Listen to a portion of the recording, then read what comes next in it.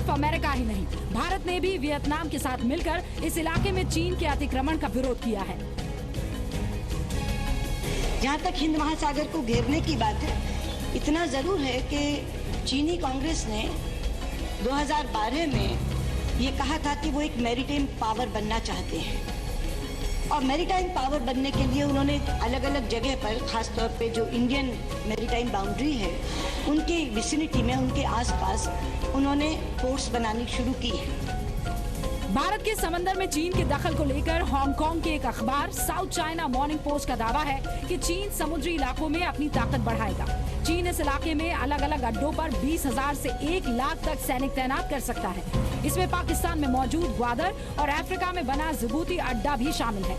चीन ने पहले ही हिंद महासागर और अदन की खाड़ी में युद्धपोत तैनात कर दिए हैं। चीन अब बड़े विमान वाहक पोत बना रहा है, और अगर वो जिबूती में एयरक्राफ्ट कैरियर तैनात करता है तो भारतीय नौसेना की पश्चिमी कमान पर दबाव बढ़ जाएगा। ये कहना कि इससे कोई भारत घेरा जा रहा है, मैं ये कहना चाहूंगी कि भारत अपनी सुरक्षा के बारे में बहुत चौकन्ना है, बहुत सतर्क है, इसलिए कोई उसे घेर नहीं सकता। असल में चीन का प्लान हिंद महासागर से लेकर अफ्रीका तक भारत को घेरने का है, लेकिन भारत ने चीन के दुश्मन अमेरिका और जापान के साथ मिलकर बंगाल की खाड़ी में मलाबार युद्ध अभ्यास किया है। ये भारत का तरीका है चीन के स्ट्रिंग ऑफ पर्ल्स यानी मोतियों की माला वाले प्लान को टक्कर देने का। आप ये भी कह सकते हैं कि मिशन मलाबार 2017 से भारत ने चीन के घेरने वाले प्लान को टुकड़े टुकड़े कर दिया है। एक साथ मिलकर भारत, अमेरिका और जापान साउथ चाइना सी में चीन की चालाकियों का जवाब दे रहे हैं। ये भारत की तरफ से चीन के सैनिक अड्डे यानी जिबूती, हम्बनटोटा और ग्वादर का करारा जवाब है, जिसका जवाब चीन के लिए देना मुश्किल हो गया है। तो साफ कर दिया सुषमा स्वराज ने कि भाई बॉर्डर पर भारत नहीं, तुम्हें ही यानी चीन को ही झुकना होगा। उधर अमेरिका ने ये तो घोषित कर दिया है कि पाकिस्तान आतंकियों की पनाहगाह है, लेकिन पाकिस्तान पर प्रतिबंध क्या है, पाकिस्तान पर कार्रवाई क्या होगी, आतंकी देश होने की सजा पाकिस्तान को मिलेगी कब?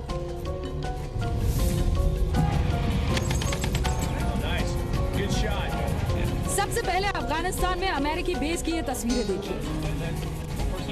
यहाँ आतंकवादियों ने अमेरिकी सैनिकों पर गोलियां बरसाई। पहले अमेरिकी सैनिकों ने गोलियां बरसाई, लेकिन छिपे हुए आतंकियों पर इसका कोई असर नहीं हुआ। इसके बाद जो हुआ उसकी सिर्फ कल्पना की जा सकती है। दुनिया की सबसे ताकतवर सेना ने अपने लड़ाकू विमानों से आतंकियों पर बमों की बरसात कर दी।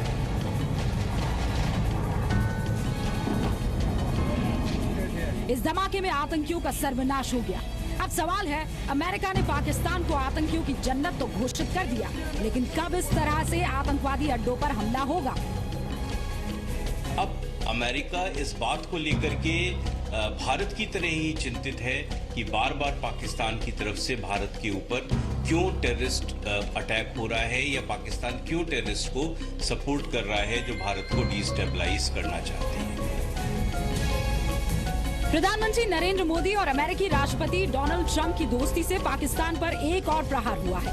आतंकवाद से जंग के नाम पर अब तक पाकिस्तान अमेरिका से करोड़ों अरबों डॉलर ठगता आ रहा था। पाकिस्तान अमेरिका को अब और नहीं ठग पाएगा।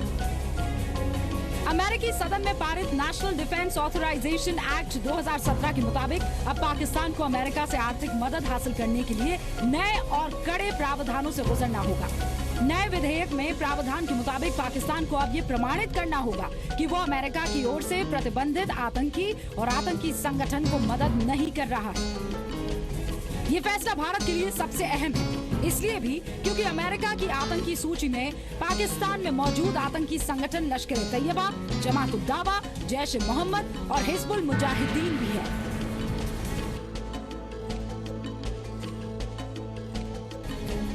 तो ये आवश्यकता नहीं है कि अमेरिका और भारत मिलकर के एक गठबंधन बना करके और उसके बाद पाकिस्तान को आइसोलेट करें। वो पाकिस्तान में वास्तव में इस तरह की शक्ति ही नहीं है कि वो भारत के सामने बहुत लंबे समय